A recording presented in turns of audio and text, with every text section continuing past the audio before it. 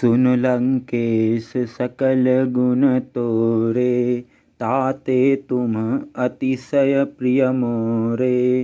राम बचन सुनि बानर जूथा, सकल कहीं जय कृपा बरूथा। हे लंकापति, सुनो, तुम्हारे अंदर उपर्युक्त सब गुण है, इससे तुम मुझे अत्यंत ही प्रिय हो। श्री राम जी के वचन सुनकर सब वानरों के समूह कहने लगे, कृपा के समूह श्री राम जी की जय हो। सुनत विभीषण प्रभु के बानी, नहीं अघात श्रवणामृत जानी। पद अम्बुज गही बारही बारा, हृदय समातन प्रेम अपारा। प्रभु की वाणी सुनते हैं और उसे कानों के लिए अमृत जानकर विभीषण जी अघाते नहीं हैं। वे बार बार श्री राम जी के चरण कमलों को पकड़ते हैं। अपार प्रेम है, हृदय में समाता नहीं है।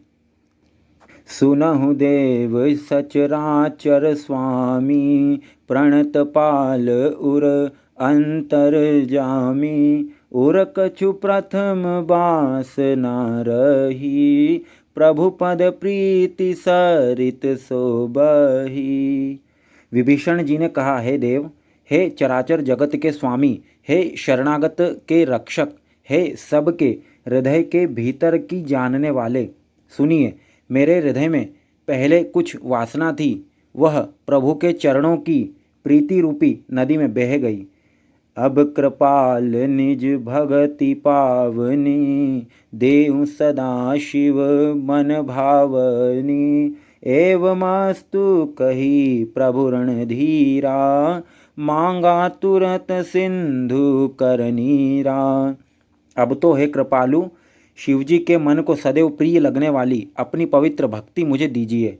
एवमस्तु, ऐसा ही हो कहकर रणधीर प्रभु श्री राम जी ने तुरंत ही समुद्र का जल मांगा।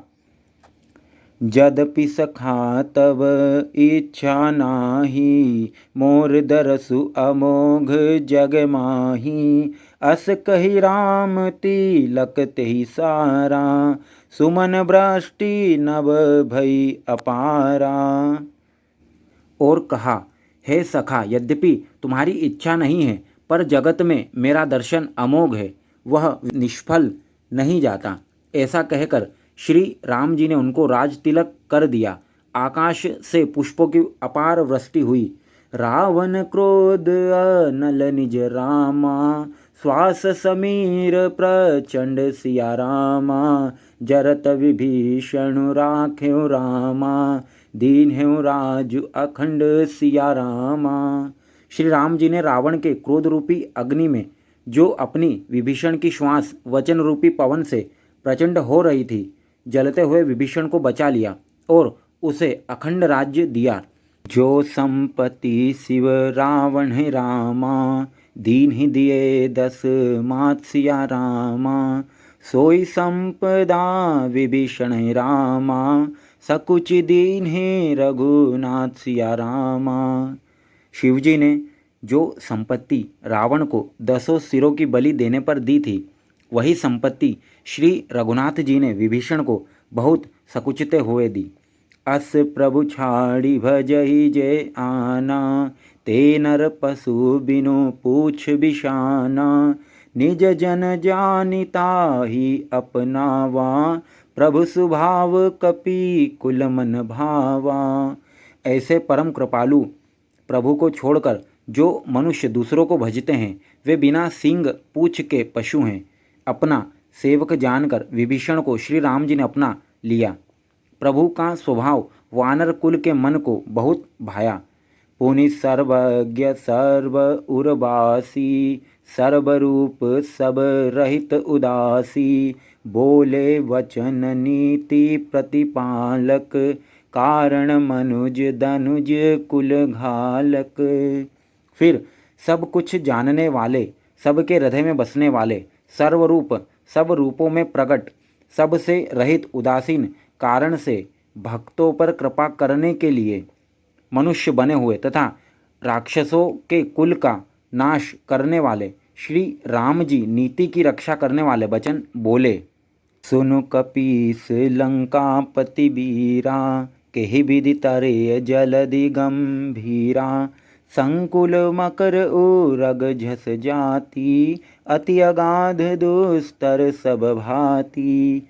हे वीर वानर राज सुग्रीव और लंकापति विभीषण, सुनो इस गहरे समुद्र को किस प्रकार पार किया जाए। अनेक जाति के मगर, सांप और मछलियों से भरा हुआ यह अत्यंत अथाह समुद्र पार करने में सब प्रकार से कठिन है। कह लंकेश सुनहु रघुनायक, कोटि सिंधु शोषक तव सायक। यद्यपि तदपि नीति असि गाई, विनय करई सागर सन जाई। विभीषण जी ने कहा, हे रघुनाथ जी सुनिए, यद्यपि आपका एक बाण ही करोड़ों समुद्रों को सोखने वाला है, सोख सकता है, तथापि नीति ऐसी कही गई है, उचित यह होगा कि पहले जाकर समुद्र से प्रार्थना की जाए। प्रभु तुम्हार कुल गुरु जलधि रामा, कहीं उपाय विचारी सिया रामा। बिनु प्रयास सागर तरहि रामा, सकल भालु कपि धारी सिया रामा। हे प्रभु, समुद्र आपके कुल में बड़े पूर्वज हैं, वे विचार कर उपाय बतला देंगे। तब रीछ और वानरों की सारी सेना बिना ही परिश्रम के समुद्र के पार उतर जाएगी। बोलिए सियावर रामचंद्र भगवान की जय हो। जय श्री राम।